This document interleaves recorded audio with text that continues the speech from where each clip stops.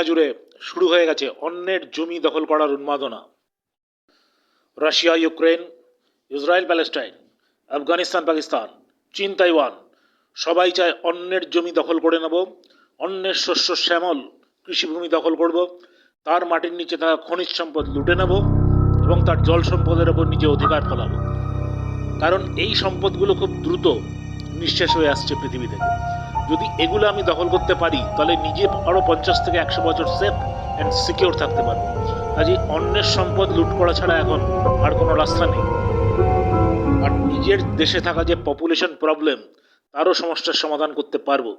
এই লক্ষ্যে কেউ আজকে চায় গ্রেটার রাশিয়া, কেউ চায় গ্রেটার আমেরিকা, কেউ চায় গ্রেটার চায়না, কেউ চায় গ্রেটার ইসরায়েল, কিন্তু লক্ষ্য সবারই এক।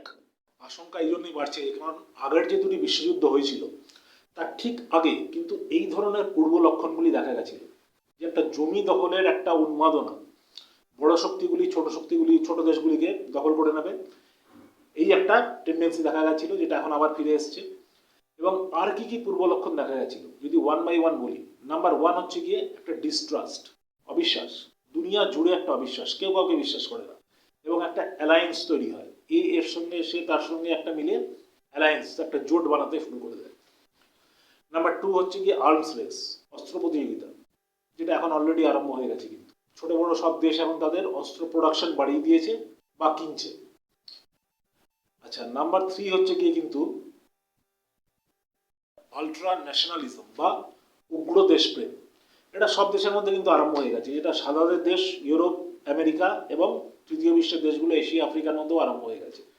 যে সাদারা এখন চাইছে বাইরের দেশের লোক আমাদের এখানে না আসুক, যদি আসেও তাহলে তাদের নানাভাবে বেঁধে দেওয়া হচ্ছে যে রুলটা যাতে সাদারাই করবে, তারা তাদের আন্ডারে থাকবে। আমেরিকা যেমন ট্রাম্প ক্ষমতায় আসার পরেই যারা ইলিগাল ইমিগ্রেন্ট এসেছিল বা আগে থেকে বাস করছে তাদের দেশ থেকে হাত পা বেঁধে আউট করে দিচ্ছে, বহিষ্কার করে দিচ্ছে, এখানে আসার দরকার নেই, যাও গেট আউট, তোমার দেশে যাও। একইভাবে যারা এশিয়া আফ্রিকার যেগুলো দেখবেন মুসলিম দেশ আছে, সেকুলার আছে এখনো, তারা সেকুলারিজমকে ছুঁড়ে ফেলে এখন শরীয়তকে নিজেদের মধ্যে আপনাতে চাইছে, যে দেশটা শরীয়ত আইন অনুযায়ী চলবে, ইসলামিক কান্ট্রি হবে এবং সবাইকে সেই রুল মেনে চলতে হবে। মানে প্রত্যেকেই তার যে নিজস্ব যেটা অভিমত, তার যে নিজস্ব যে ধারা, সেটা অন্যের ওপর চাপিয়ে দিতে চাইবে। এটা হচ্ছে কি একটা জিঙ্গোইজম বা আলট্রা ন্যাশনালিজম বা উগ্র দেশপ্রেম, যেটা আগের দুটো বিশ্বযুদ্ধের আগেও কিন্তু আরম্ভ হয়েছিল এবং এখন মানে দেখে প্রত্যেক দেশে কিন্তু এটা আরম্ভ হয়ে গেছে অলরেডি। আরেকটা হচ্ছে কি ট্রেড ওয়ার, বাণিজ্য যুদ্ধ, যেটা এখন শুরু হয়ে গেছে। আমেরিকা আরম্ভ করেছে অনেক দেশের বিরুদ্ধে, চীন আবার পাল্টা আরম্ভ করে দিয়েছে, কানাডা আরম্ভ করেছে, মেক্সিকো আরম্ভ করেছে, সম্ভবত ভারত আরম্ভ করতে যাচ্ছে।